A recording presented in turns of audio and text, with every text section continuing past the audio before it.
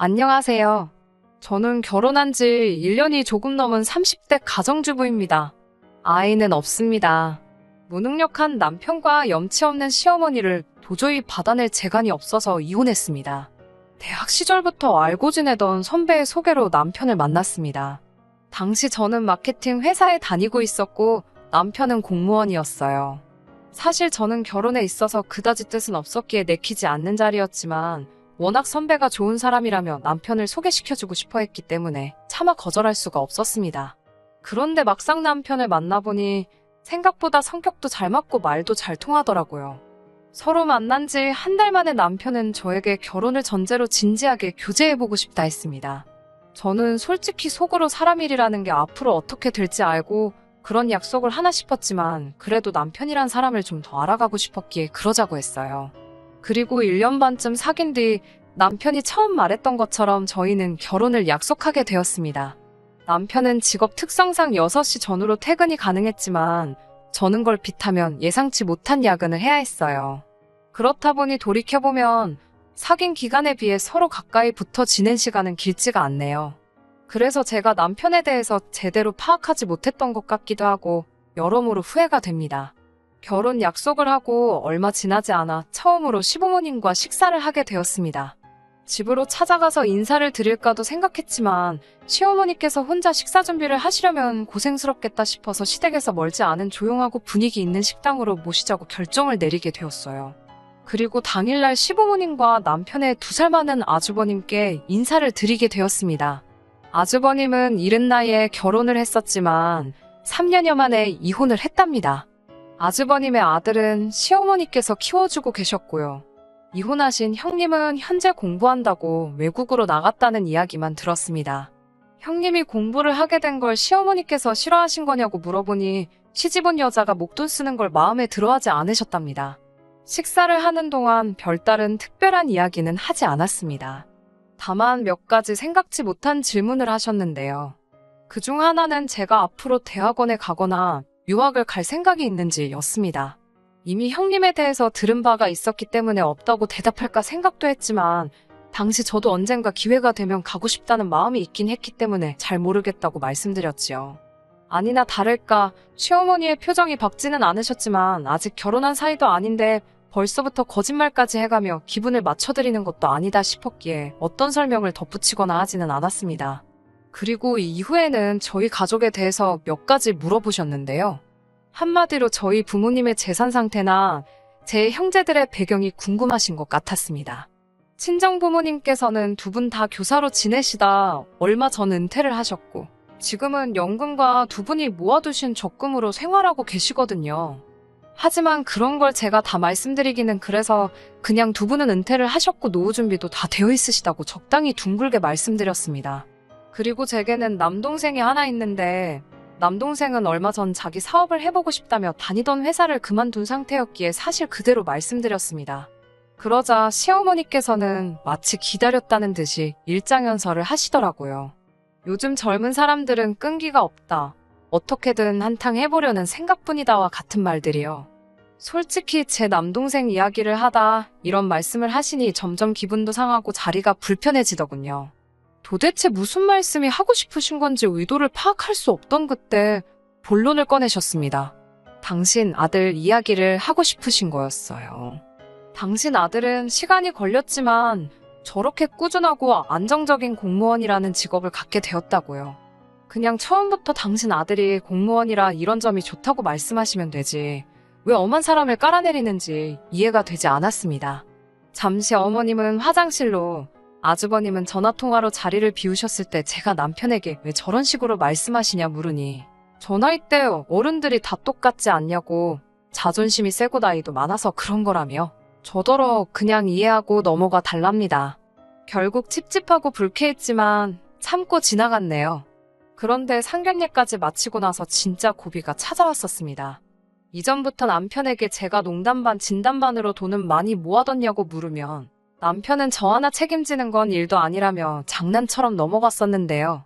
본격적으로 결혼 이야기가 나온 이후로는 언젠가 한번 확실히 따져야겠다 생각하고 있었거든요.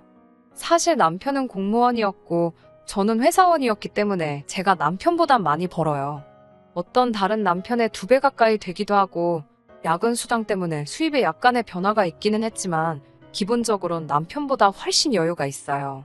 이 점은 연애 때부터 잘 알고 있던 사실이었기에 적어도 저에겐 큰 문제가 되지 않았습니다. 하지만 단지 이 때문에 저희 부부가 반반 생활을 하게 된 건 아니에요. 앞서 말씀드린 대로 언젠가 불편하더라도 돈 이야기를 해봐야겠다고 생각하고 있던 시기였습니다. 마침내 데이트하며 들렸던 카페에서 어색하지 않게 생활비에 대해 이야기할 기회가 생겼던 거예요. 일단 고정비용으론 얼마가 나갈지 말해보자 하니까 남편이 한다는 소리가 일단 양가 어른들한테 용돈을 50만 원씩 드리고 각자 용돈으로 50만 원씩 쓰고 자기 개발 비용으로 또 50 어쩌고로 그러는 거예요.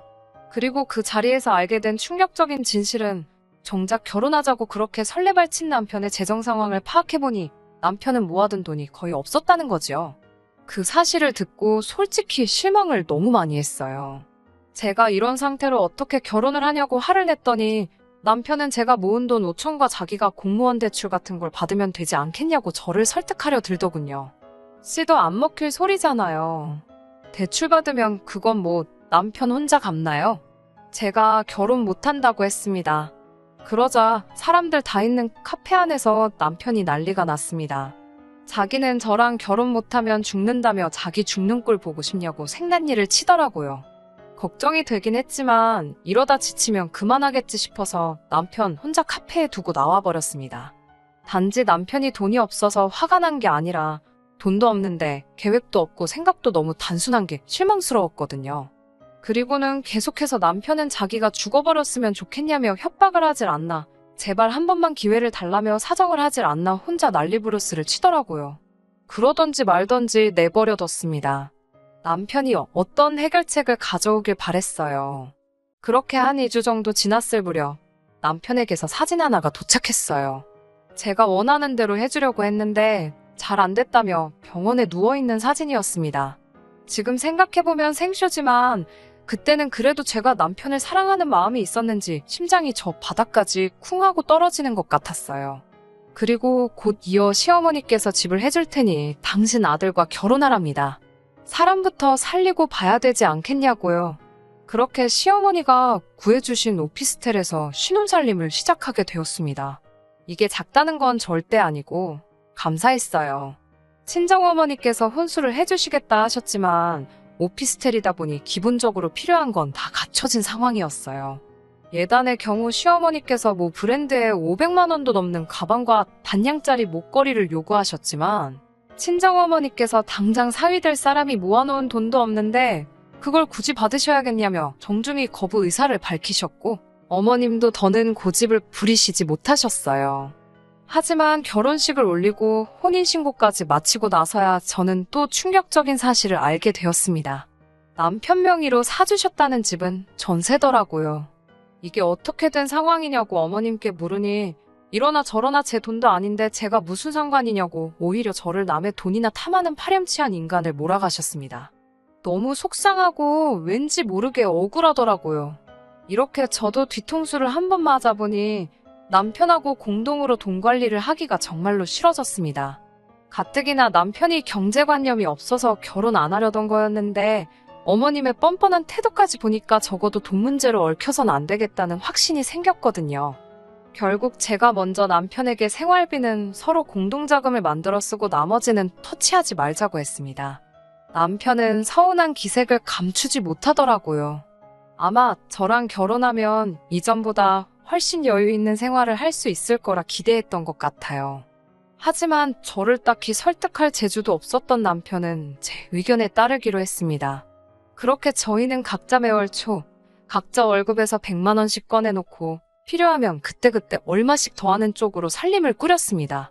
하지만 부부 사이에 칼같이 계산한다는 게 사실 말처럼 쉬운 일은 아니잖아요. 그럴 때는 솔직히 제가 좀 더 쓰기도 했습니다. 남편한테 쓰는 돈인데 아까워서 밤에 잠 못 이루고 그럴 건 아니었으니까요. 하지만 저희가 이렇게 산지 한 반년쯤 되었을 때입니다. 주말 일요일 아침이었는데 누가 미친 듯이 초인종을 누르더라고요.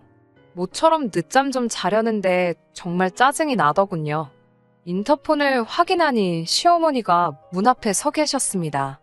너무 놀라 남편에게 어서 가서 문을 열라고 했고 곧 이어 시어머니 목소리가 온 집안에 쩌렁쩌렁 울렸습니다. 다짜고짜 저에게 너는 생각이 있냐면서 화를 내시더군요.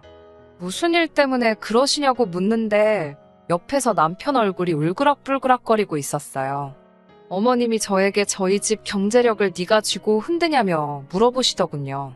그게 무슨 말씀이시냐고 저희는 각자 벌어 각자 관리한다고 말씀드렸습니다. 그게 사실이니 숨기거나 없는 사실을 덧붙일 이유가 없잖아요. 그러자 시어머니가 저더러 아직도 뭐가 잘못된 건지도 모르고 당당하답니다. 정말 영문도 모르고 욕을 먹으니 짜증이 나더라고요. 무슨 일로 이러시는 거냐고 재차 여쭤보니 어떻게 당신이 집까지 해줬는데 경제권을 남편에게 주지 않았냐 그러시더군요. 황당해서 집 해주실 때 그런 말씀은 없으시지 않으셨냐고 물었습니다. 그리고 정확히 말하면 이 집은 저희 명의로 해주신 집도 아니고 저한테 해주신 건 아니라고 꼭 집어 말씀드렸어요. 당연히 제가 이렇게 말하면 어머님이 기분 상해하실 것도 알고 있었지만 두리뭉실하게 말씀드렸다간 저만 천하의 못된 인간이 될 것 같더라고요. 어머님께선 잠시 할 말을 잃으신 듯 저를 가만히 노려보시더니 그래서 너는 시어머니 용돈도 못 주냐고 물어보십니다. 그건 또 무슨 소리인가 싶었어요. 각자 부모님 용돈은 알아서 챙기는 걸로 진작에 말이 된 상태였거든요. 대신 얼마를 어떻게 얼마나 자주 드리던 그런 것들은 서로 터치하지 않기로 했고요. 그런데 상황을 보아하니 남편이 두어 달 전부터 어머님께 제가 돈을 안 줘서 돈이 없다며 안 드리고 있었답니다. 남편은 시어머니 뒤쪽에 서서 저를 바라보며 이상한 사인을 보내고 있었어요. 손가락으로 이를 만들고 짜증나게 윙크를 해대는데 말 그대로 한 번만 도와달라는 소리였지요. 하지만 시어머니가 이렇게 세게 나오시는데 제가 대신해서 욕받이 할 이유가 없잖아요. 저는 어머님께 저희는 각자 경제권을 가지고 있고 부모님 용돈도 각자 챙기기로 했다고 알려드렸습니다.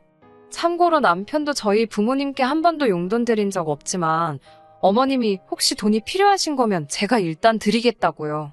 그러자 이번엔 제가 시어머니를 거지 취급했다면서 난리가 났습니다. 저더러 눈치도 센스도 없다며 여우 같은 마누라랑은 살아도 공 같은 마누라랑은 못 산다는 소리도 못 들어봤냐고 그럽니다. 도대체 뭘 어쩌라는 건지 싶었어요. TV 속 며느리들처럼 호호 웃으며 흰 봉투에 용돈을 넣어드리면 시어머니가 적당히 거절하는 흉내를 한두 번 내다 어쩔 수 없이 받아주는 그런 그림을 그리셨나 싶기도 하더라고요. 결국 남편이 어머님을 강제로 모시고 밖으로 나가면서 상황이 일단락되었습니다. 저도 저대로 화가 많이 났고요. 도대체 남편이 돈을 어디다 쓰고 있는지 모르겠더라고요. 비록 각자 관리하고 있지만 저는 이렇게 모은 돈이 당연히 우리의 공동자금이기도 하다고 생각했어요. 언제까지나 이렇게 오피스텔에만 살 수 있는 것도 아니고 이사를 가려면 당연히 목돈이 필요하잖아요. 그런데 남편은 뭐가 됐건 뭐는 족족이 돈을 다 썼다 생각하니 허탈하고 배신감까지 들었습니다. 진심으로 결혼을 잘못한 거 아닌가라는 걱정과 후회가 되었지만 차마 어디다 털어놓을 수도 없었어요. 부끄럽고 창피하고 낯뜨거운 이야기니까요. 그러다 제가 결정적으로 남편과 이혼을 결심하게 된 계기가 있습니다. 시어머니가 그렇게 난리를 치고 떠나신 이후로 남편과 제 사이는 이미 조금씩 틀어지고 있었어요. 남편이 미안하다, 자기가 생각이 짧았다며 사과를 여러 차례 해왔지만 이런 남자를 믿고 평생을 살아야 한다고 생각하니 자신도 없고 암담한 마음이었거든요. 그렇게 몇 달이 지나가고 저희는 필요한 대화만 나누는 사이가 되었어요. 처음에는 이 모든 상황이 답답하고 짜증이 났지만 나중엔 그것도 무뎌지더라고요. 그런 와중에 저희 친정 어머니의 생신이 돌아왔습니다. 아주 오래전부터 한갑대 여행을 가고 싶다며 특정 나라를 언급해 오셨기에 저와 남동생 그리고 친정아버지 셋이서 돈을 모아오고 있었는데 그 금액이 1,000만 원 정도로 커져 있었습니다. 금액을 정해서 모은 건 아니고 그달 여유 있는 사람이 조금 더 넣고 그런 식이었어요. 저는 회사에 휴가를 냈고 남편에게 저희 어머니 생신이라고 알렸습니다. 여행을 갈까 하는데 같이 가겠냐고도 물었어요. 어찌됐건 남편이고 사위이니까요. 그런데 남편은 장모님 생신이라는데도 자긴 그날 약속이 있다며 저만 다녀오랍니다. 그리고 당일날 아침에 제가 출발하려니까 잘 갔다 오란 말 한마디도 없고 돈 10만 원도 없더라고요. 솔직히 돈 10만 원이야 없어도 그만이지만 장모님 생신이라는데 어떻게 저렇게 인색한가 싶었어요. 저는 남편이랑 냉전 중이었어도 시어머니 생신 때 50만 원 따로 보내드리고 시부모님 모시고 외식도 했었는데 씁쓸하더군요. 하지만 제가 돈 10만 원 때문에 이혼을 결심한 건 아닙니다. 며칠 뒤 회사에서 일하고 있는데 시어머니께 연락이 왔어요. 당장 전화하라는 짧은 문자였습니다. 좀처럼 짬이 나지 않아서 점심시간이 돼서야 전화를 드릴 수 있었는데요. 다짜고짜 화를 내시면서 저더러 친정으로 돈 빼돌리냐고 물으셨습니다. 황당하고 어이없는 말에 그게 무슨 소리냐 하니 저더러 남편하고 10원짜리 하나도 나눠 쓰기 싫어서 반반 살림하면서 뒤로는 해외여행이나 다니고 그러냐며 저더러 신보가 고약하답니다. 자기 아들은 돈이 없어서 기가 죽어다녀 안쓰러워 죽겠는데 며느리는 돈 벌어서 친정에 퍼나르기 바쁘다며 자기는 며느리 복도 지질이 없답니다. 첫째도 그렇게 지밖에 모르더니 저도 똑같다고요. 그러면서 친정에 갖다 바친 만큼 당신한테도 가져오랍니다. 그러면 이번 한 번만 봐준다면서요. 기가 차더라고요. 남편에게 곧바로 전화를 걸어 이게 다 무슨 이야기냐고 하니까 자기가 없는 말 한 것도 아닌데 왜 그러냐고 오히려 적반하장으로 나오더군요. 저더러 어머님 생신 때는 돈 몇 푼으로 때우더니 정말 너무하답니다. 시부모도 부모라는데 그렇게 대놓고 차별하는 게 아니래요. 저도 그때는 악에 받쳐서 너는 우리 엄마 생신 때 뭐 한 거 있냐고 따졌습니다. 그러자 저더러 한다는 소리가 자기가 돈 많이 못 버는 거 알면서 남의 상처를 후벼 판다는 거예요. 자기가 있으면 안 해줬겠냐고요. 못 해주는 사람 마음은 생각지도 않고 정말 너무하답니다. 억지도 이런 억지가 없잖아요. 한 번 더 생각해보고 말고 할 것도 없이 저는 남편에게 그만하자고 했습니다. 이렇게 살 바엔 이혼하고 각자 도생하는 게 낫겠다고요. 남편은 저더러 정말 너무하다면서 미안하다고 한마디만 하면 될 상황을 최악까지 끌고 간다며 제 탓을 하더라고요. 이쯤에서 그만하고 시어머니가 일전에 예단으로 받고 싶어 하시던 그 명품백 하나 사오면 된답니다. 그리고 어머님께 죄송하다 사죄하면 된다대요. 한다는 소리가 이혼해봤자 결혼생활 1년 미만이라 위자료도 못 받을 거라며 비아냥거리더군요. 누가 보면 진짜 재산 꽤나 손에 쥐고 없는 집에서 시집 온 며느리한테 유세 떠는 모양새였습니다. 저는 너 전부 다 가지라고 난 하나도 필요 없다고 제발 내 인생에서 꺼져달라고 했습니다. 남편은 제 이런 반응을 생각지도 못했는지 너 그럼 이 집에서 나가야 된다며 생각 잘하라고 기회를 준다는 헛소리를 계속해댔어요.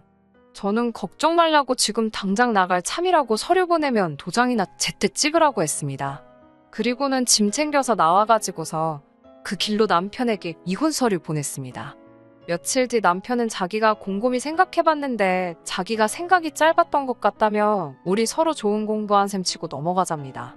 이로써 우리 부부 사이가 한층 더 단단해졌다고 생각하자는 헛소리를 해대더군요. 시부모님도 젊은 사람들끼리 살다 보면 이런 일도 있고 저런 일도 있는 거라며 아무리 그래도 시집온 여자가 친정에 짐 싸들고 가는 건 아니지 않냐고 이쯤에서 적당히 하고 그만하랍니다. 저는 남편과 시부모에게 나는 한다고 마음먹으면 하는 성격이지 누구처럼 생쇼는 안 한다고 그랬어요. 그러자 남편은 또 지난번처럼 정말 자기 어떻게 되는 꼴을 봐야 정신 차릴 거냐면서 울고 짜고 난리를 치더라고요. 미치려면 곱게 미치라고 엄한 사람 건드리지 말라고 했습니다. 결국 이혼은 소송으로 이어지게 되었고요. 남편이 항소를 하면서 시간이 좀 길어지게 됐지만 결국엔 제가 이겼습니다. 위자료도 결혼 생활이 짧아서 얼마 되진 않았지만 그래도 변호사 수임료 낼 정도는 받을 수 있었어요. 비로소 진짜로 혼자가 되니까 이렇게 편할 수가 없습니다. 사실 남편하고 한 집에 있으면서 눈에 멀쩡히 보이는 사람을 안 보이는 척 무시하는 게 쉬운 일은 아니었거든요. 남편도 그랬을 거예요.